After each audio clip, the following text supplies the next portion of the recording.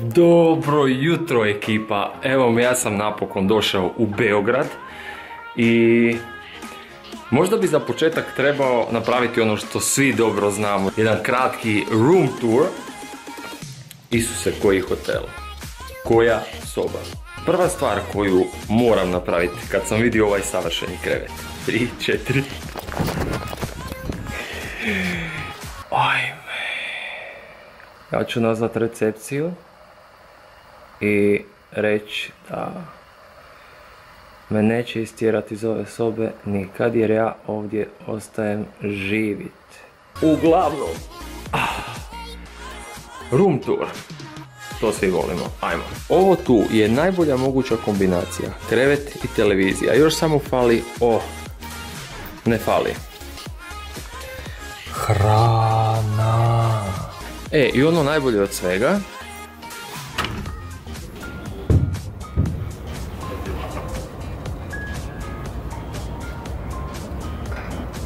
Znači, ovaj hotel je smješten na Knez Mihajlovoj, znači centar, ne može biti centriranije nego šta je. I sad ono što mene interesira, oh my god, znači toalet, kupaonica, WC, kako god.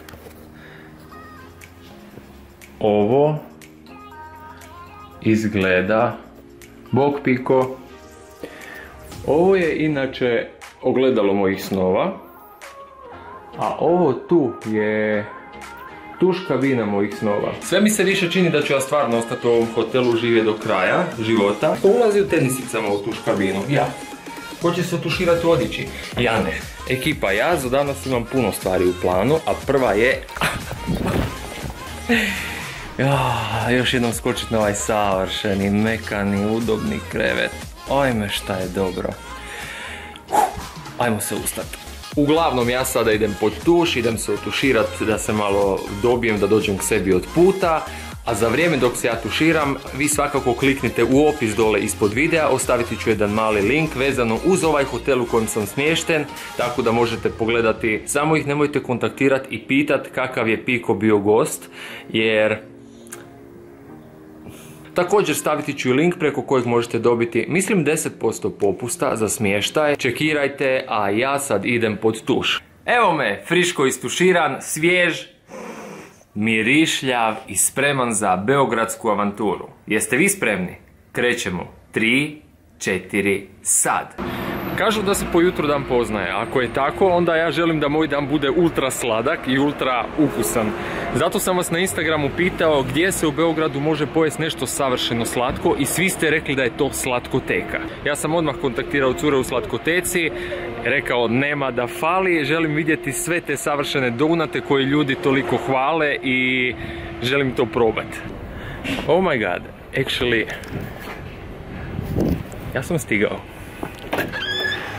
Dobar dan. Hello. Wow, oh my god. Ovo izgleda...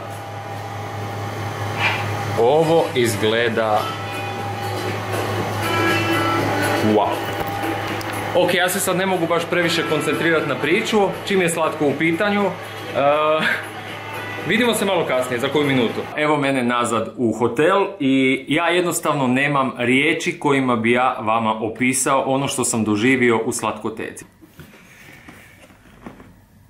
To nije sve. Mnogo jaka kutija i vjerujte mi, kad vidite šta je unutra, djevojke iz Slatkoteke su me odlučile počastiti i iznenaditi i napravile su ove prekrasne krafne povodom mojih 90.000 subscribera. Evo, cure, ja nemam riječi. Mua, mua, mua. A sada se bacimo na ono što nas svih interesira, a to je isprobavanje. Prvo ćemo isprobati kakvih je ovih zlatnih 90 i to ćemo pojesti ovu 9. Jer mi izgleda brutalno. Jel vidite kako fora?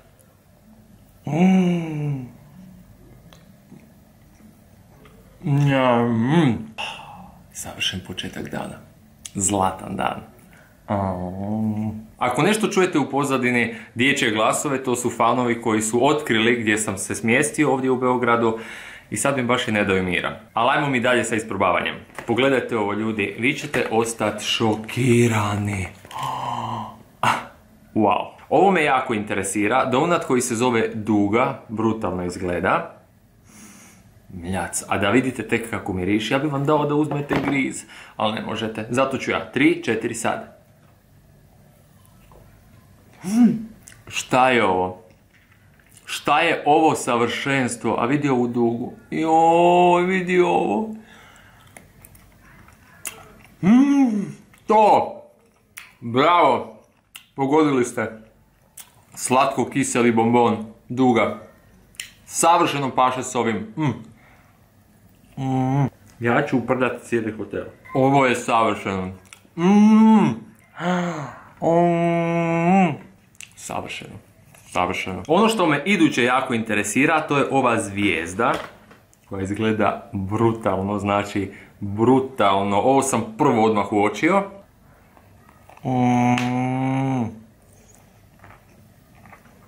Ovo je tako friško i tako ukusno da se meni srce lomi. Njam. Njam. I ova krema.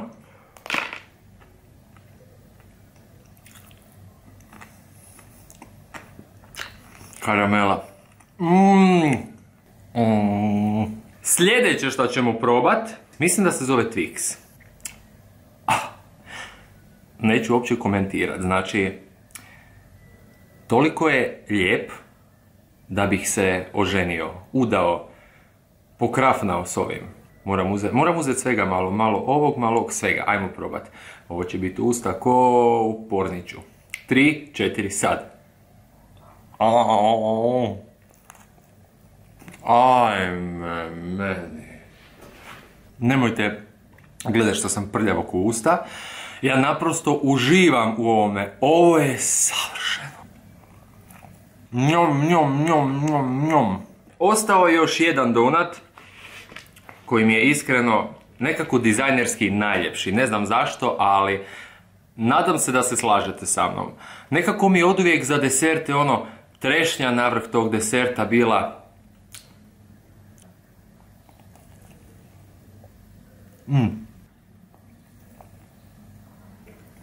Nemam riječi.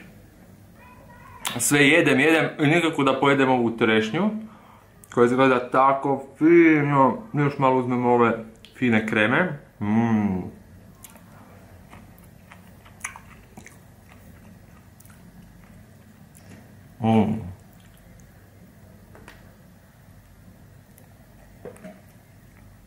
Slatkoteka. Ocjena od 1 do 5, bez razmišljanja 10. I hvala svima koji su mi preporučili da dođem u Slatkoteku, bili ste u pravu.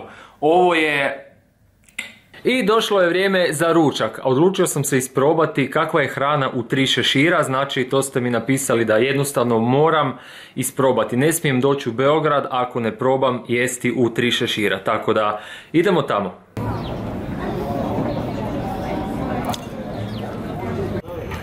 I evo ga, ovako to izgleda. Uspio sam naći, trebalo mi je nekoliko sati dok nađem, ali sam se izgubio.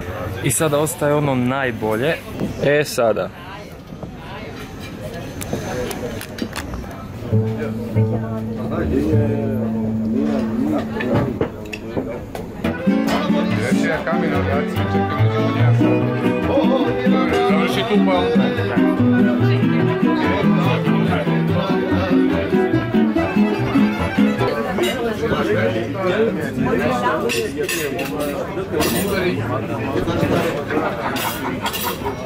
Ok ekipa, ovo se zove piletina na Zlatiborski i to vam je piletina, rolana i punjena piletina u slanini sa pršutom, kačkavalj i u kajmak sosu. Tako da sad ću pojest na miru, a onda kasnije dam review svega.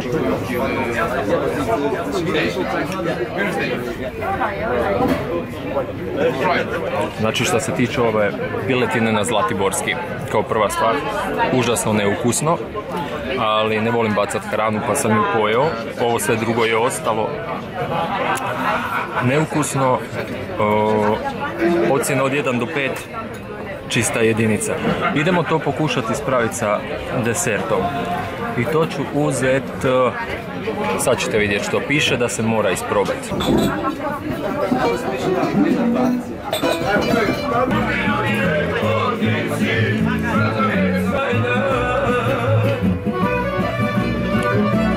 Znate mene, nije mi bilo dosta pa sam morao naručiti još i kako se zove, orasnica, to je specijalitet, slobodno. To je specijalitet, isto ovdje pa ajmo probati taj specijalitet, a to izgleda ovako.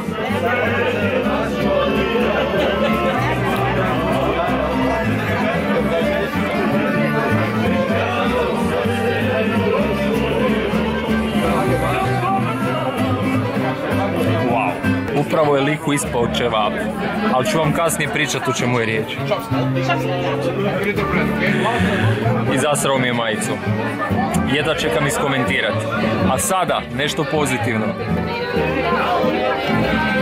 Znači jedva dišem, ali ovo sam morao uzeti jer bi me mama zadavila. Znači ovo je rekla moraš probat, pa evo ovo mama jedem za tebi ako jedva dišem.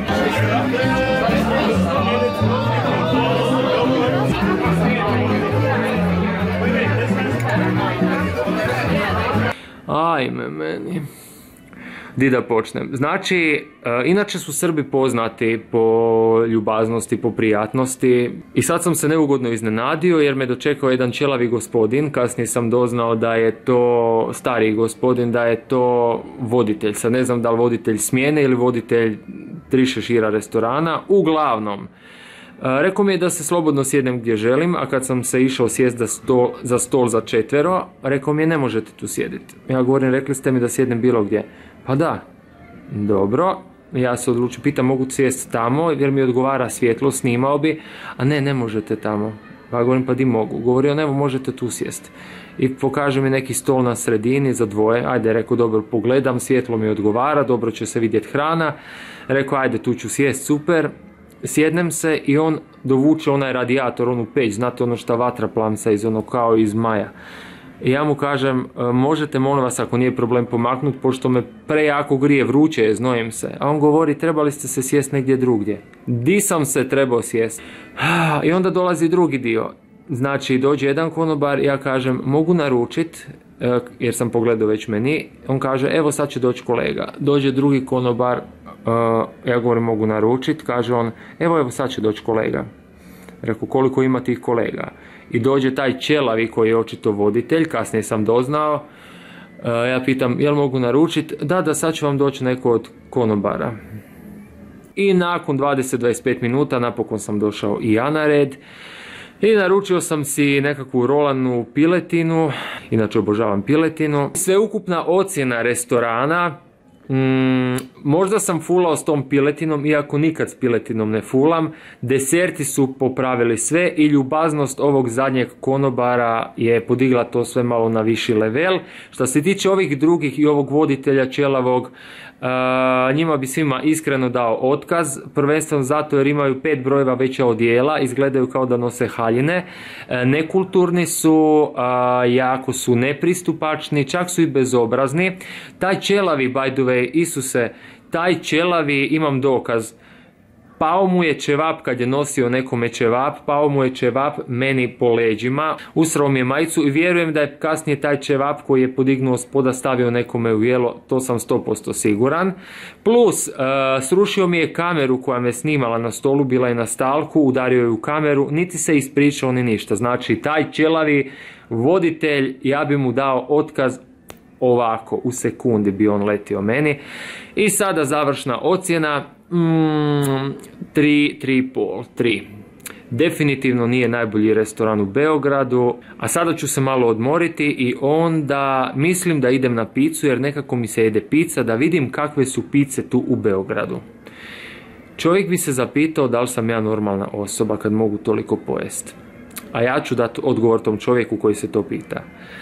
Ne, nisam normalna osoba, volim jest. Ej ljudi, ja sam čak malo i odspavao i evo pogledam van, noć, znači noć je vani, ljudi šetaju, ljudi uživaju, a ja sam u ovom hotelu, u ovoj sobi iz koje mi se ne da van, meni je tu stvarno predobro.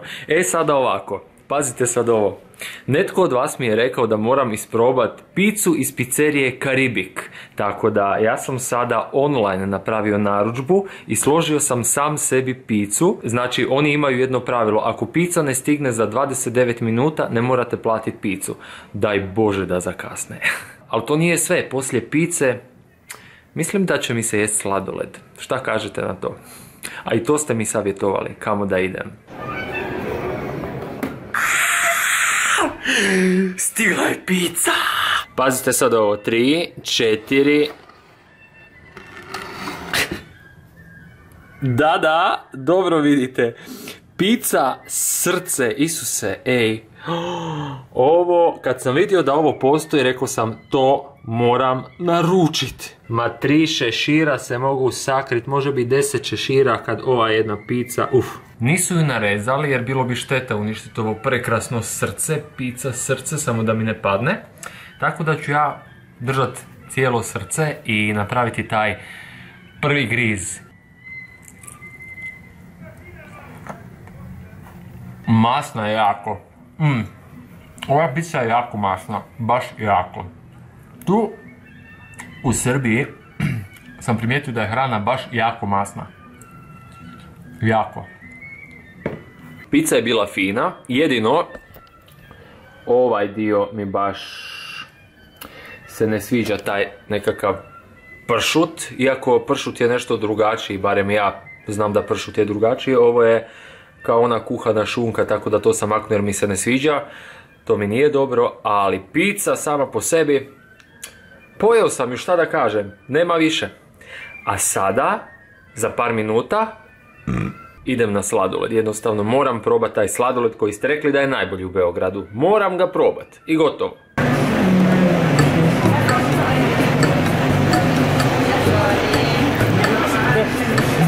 Ok, ekipa, evo kao što ste mi predložili, ja sam došao u Icebox.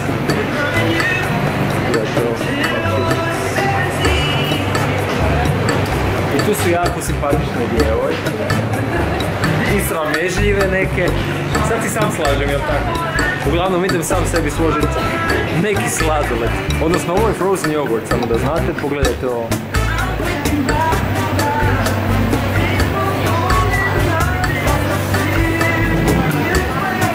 Nemam pojma šta ću iskreno, ali kad završim kreaciju onda vam pokažem. Sad mi treba koncentracija. Evo ekipa, to ovako izgleda. Znači, ja sam si tu stavio Nutellu, bijelu čokoladu, čokoladne mrvice, malinu i M&M bombone. Idemo isprobavanje ovog svega. Isuse, kako ću ja dobiti sračku večeras. By the way, cure unutra su ultra simpatične.